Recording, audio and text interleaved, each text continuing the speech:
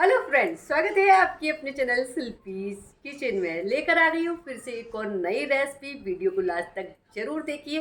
बहुत ही easy way में बताऊंगी। अगर आप मेरे चैनल पर नए हैं तो चैनल को सब्सक्राइब, आने वाली वीडियो की नोटिफिकेशन आपको मिलते रहे तो बेल आइकन, और वीडियो अच्छा लगे तो लाइक शेयर करना ना भूलें।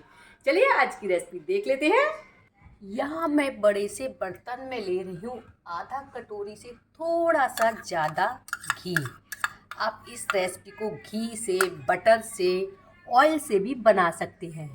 आज मैं फिर से लेकर आई हूँ एक और बिस्किट की रेसिपी, जिसको मैं बहुत ही इजी वे में बताऊंगी, बड़े आसान तरीके से बताऊंगी।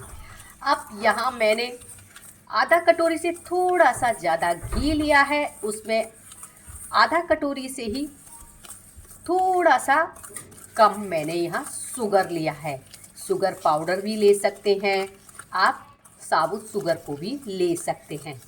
अब हम लगातार इसको चलाएंगे और बहुत ही लाइट वे में इसको ले आएंगे। ये यानी कि ये बिल्कुल बटर की तरह दिखने लगेगा और वेट में बहुत ही ज़्यादा हल्का हो जाएगा। आप लोग कहते हैं मुझे कमेंट्स करके कि मैं लेफ़्ट हैंड से रेसिपी शूट करती हूँ। जी नहीं, ये मेरा राइट हैंड है, जिस मैं कभी भी लेफ़्ट हैंड से कोई भी रेसिपी शूट नहीं करती हूँ। मैं लेफ्टी बिल्कुल भी नहीं हूँ। अब हमें लगातार चलाना है और इसको बहुत ही लाइट वेव, यानी कि इसमें बहुत ही हल्का वेट हो जाएगा। इसको कम से कम करते हुए हमें 5 से 7 मिनट लग जाएंगे। मैं इलेक्ट्रिक वाले से भी कर सकती थी, मैंने इलेक्ट्रिक वाला इसलिए नहीं लिया क्योंकि वो सबके घर में नहीं होता है। हैंड वाला सबके घर होता है। अगर हैंड वाला भी नहीं है तो आप स्पून से भी इसको लगातार इस तरह से चलाकर कर सकते हैं। देखिए 5 से 7 मिनट में ये बहुत ही लाइट वे में बहुत ही बटर के जैसा फ्लफी हो जाएगा। बस हमें ऐसा ही रखना है। अब इसको करते हैं साइड। अब यहाँ मैं ले रही हूँ 1 कप मैदा। आज की बिस्किट मैं मैदा से बनाने वाली हूँ। अब तक मैंने बिस्किट जो बनाई थी वो गेहूं के आटे से बनाई थी। मैदा और गेहूं के आटे में बहुत ही ज़्यादा डिफरेंट होता है। साथ ही इसमें मैं डाल रही हूँ 1 टेबल स्पून की करीब बेसन। 1 टेबल स्पून डाल रही हूँ वेनिला पाउडर। इसका बहुत ही बढ़िया फ्लेवर आता है, ज़रूर डालिए। 1 टीस्पून भर के मैं डाल देती हूँ बेकिंग पाउडर। 1 पिंच डाल देती हूँ नमक। नमक डालने से मीठा बिस्किट का जो टेस्ट होता है वो इन्हेंस करता है। आप चाहें तो यहाँ पर इलायची पाउडर का भी प्रयोग कर सकते हैं। चाहे तो कोई भी फ्लेवर आप, पाइनएप्पल फ्लेवर, ऑरेंज फ्लेवर, जो भी आपको पसंद हो वो इसमें डाल सकते हैं। अब इन सारी चीज़ों को भी हल्के हाथ से हमें मिक्स करना है। हमें एकदम ये डो की तरह बिल्कुल भी नहीं बनाना है, बहुत ही हल्के हाथ से बनाना है, जिससे इसकी जो एयर है वो निकले नहीं। बड़े आराम से ये लग जाएगा, कोई भी प्रॉब्लम आपको नहीं होगी। इसका जो बैटर होता है ना, जैसे हम मोमन डालते हैं ना, लड्डू बन जाता है, बस वैसा ही होता है। ये देखिए बड़े आराम से बैटर हमारा तैयार हो गया। अब मैं यहाँ पर हाथों का प्रयोग करूँगी, क्योंकि बिना हाथ लगाए ये एकदम से सही नहीं होगा। देखिए हल्के हाथ से हमें इसे मिक्स करना है, बहुत ही तेज़ हाथों से इसको मिक्स नहीं करना है, जिससे इसकी हवा जो है, यानी कि फ्लफीपन है, वो निकले नहीं। अब मैं आपको बताती हूँ गेहूं के आटे और मैदा से बनाने में क्या फ़र्क है। गेहूं का आटा मोटा होता है तो उसमें घी या ऑयल ज़्यादा लग जाता है और वो बिखरता भी बहुत ज़्यादा है। और मैदा एकदम रिफाइन होता है, एकदम महीन होता है, इसलिए इसमें घी की मात्रा बहुत ज़्यादा नहीं लगती और बिस्किट बड़े आराम से बहुत ही अच्छे से हो जाती है। देखिए मैंने इसको मिक्स कर दिया है। मैं आपको इसकी कंसिस्टेंसी दिखा देती हूँ। हल्के हाथ से मैं आपको इसकी कंसिस्टेंसी दिखा रही हूँ। ये देखिए लड्डू के जैसी बनने लगी, सेम बिल्कुल ऐसी ही। और देखिए आप, एक और आपको तरीका बता देती हूँ, इसको इस तरह से इकट्ठा करके देख लीजिए, ये एकदम से इकट्ठा हो जाता है। उसके बाद भी अगर आपका नहीं होता है तो एक और तरीका मैं आपको बता देती हूँ। तो आप इसमें थोड़ी सी 1 या 2 टेबल स्पून मिल्क की डाल लीजिए। अब मैंने ले लिया ये ट्रांसपेरेंट पनीर।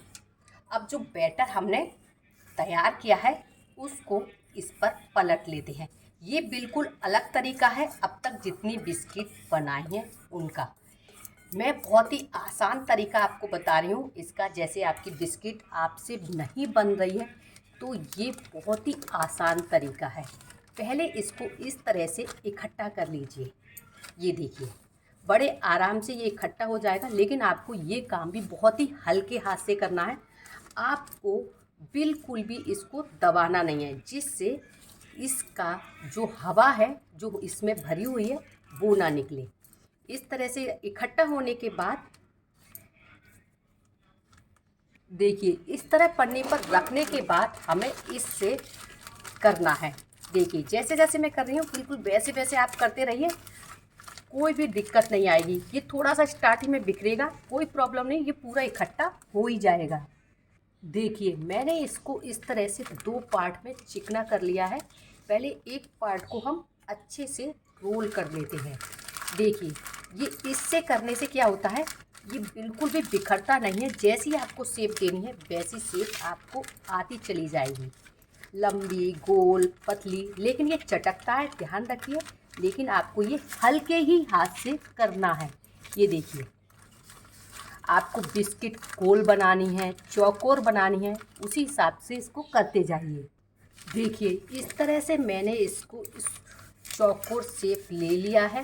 ये देखिए पन्नी के साथ से बड़े आराम से ये आ जाती है, कोई भी प्रॉब्लम नहीं होती। हाथों से एक बार करेंगे तो ये चटकेगा बार बार, लेकिन पन्नी से ये बिल्कुल भी नहीं चटकता है। बस हाथों से इस तरह से आप करते जाइए, ये चिकना होता चला जाएगा और चटकन भी नहीं पड़ेगी। ये देखिए मैं आपको पन्नी हटा के भी दिखा देती हूँ। ये देखिए अब हम आधे घंटे के लिए इसको फ्रिज में रख देते हैं सेट होने के लिए।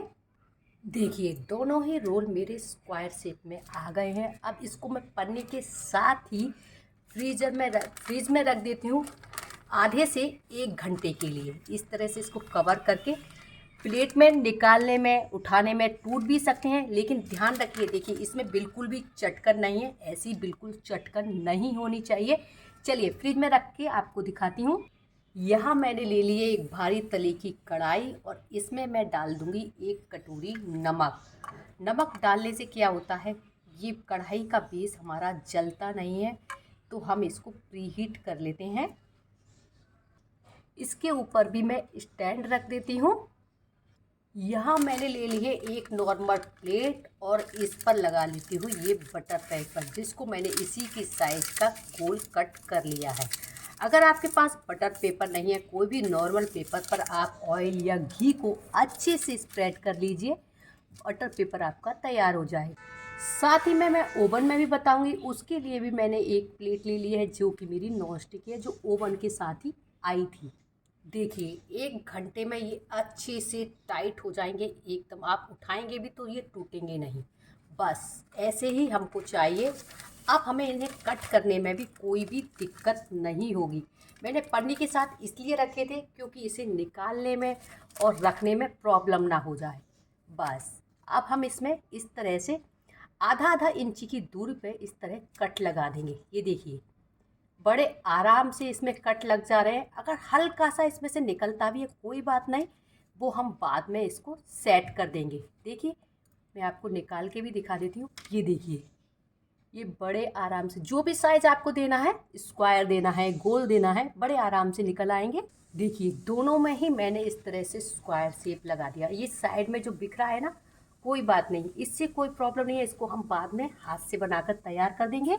और इस तरह मैं एक प्लेट में रखती जाऊंगी। अगर आपको लग रहा है आपकी शेप थोड़ी सी ख़राब हो गई है तो उंगलियों से इसको सेट कर दीजिए। देखिए कितना आसान है ना बिस्किट बनाना। अब जो बिस्किट की शेप खराब हुई थी उसको हल्के हाथ से इससे तरह दबाइए और उसका एक पेड़ा बना दीजिए। फिर जो भी शेप आपको देनी है वो आप दे दीजिए और हाथों की सहायता से इस तरह से इसको सेट कर दीजिए। बड़े आराम से जो शेप आप देना चाहते हैं बड़े आराम से आ जाएगी। देखिए इस तरह से मैंने सारी बना कर तैयार कर ली हैं। अब हम चलते हैं गैस की तरफ। देखिए हमारी कढ़ाई प्रीहीट हो चुकी है। बिना टाइम गवाए हम इस प्लेट को इसमें सेट कर देते हैं। कढ़ाई में जब हम बनाते हैं तो इसको टाइम लगता है बनने में। ओवन में इसमें जल्दी बन जाती है। कम से कम 20 से 25 मिनट इसमें लग जाएंगी। लीजिए यहाँ मैं ओवन में भी लगा देती हूँ। अब आप बनने के बाद ही मैं आपको दिखाऊंगी। लीजिए ये आ गई ओवन वाली थोड़ा सा जल्दी से बन जाती हैं। और ये आ गई हमारी कढ़ाई वाली में थोड़ा सा टाइम लगता है। इसे 25 से 30 मिनट पकने में लग जाती हैं। इनको ठंडा होने के बाद ही हम टच करेंगे। देखिए ठंडा होने के बाद हमें बहुत ही आसानी से ये निकल आती हैं। बिल्कुल भी टाइम नहीं लगता। अगर आपने इनको गरम निकाल लिया तो ये बिखर सकती हैं, टूट सकती हैं। आपको इस कुछ बिस्किटों का कलर थोड़ा सा डार्क लग रहा होगा। ये इतना भी डार्क नहीं हुआ है जितना इसमें दिख रहा है। हल्का सा लाइट ब्राउन कलर इस पे आया है और ऐसा ही बिस्किट होता है, नहीं तो ये देखने में कच्चा लगेगा। और देखिए कढ़ाई वाली पे हमने बटर पेपर लगाया है तो देखिए कुछ भी हमें मशक्क़त इन्हें करने में नहीं लगी। अब मैं इसकी प्लेटिंग करके दिखा देती हूँ आप। आज की ये रेसिपी आपको कैसी लगी कमेंट्स करके ज़रूर बताएं। अच्छी लगी हो तो लाइक शेयर करना ना भूलिए। मिलते हैं नई रेसिपी के साथ। Till then goodbye. देखिए मैं आपको इसका क्रिस्पी पैन भी दिखाई देती हूँ। ये देखिए आप सुन सकते हैं इसका क्रिस्पीपन। मिलते हैं नई रेसिपी के साथ। Till then good bye.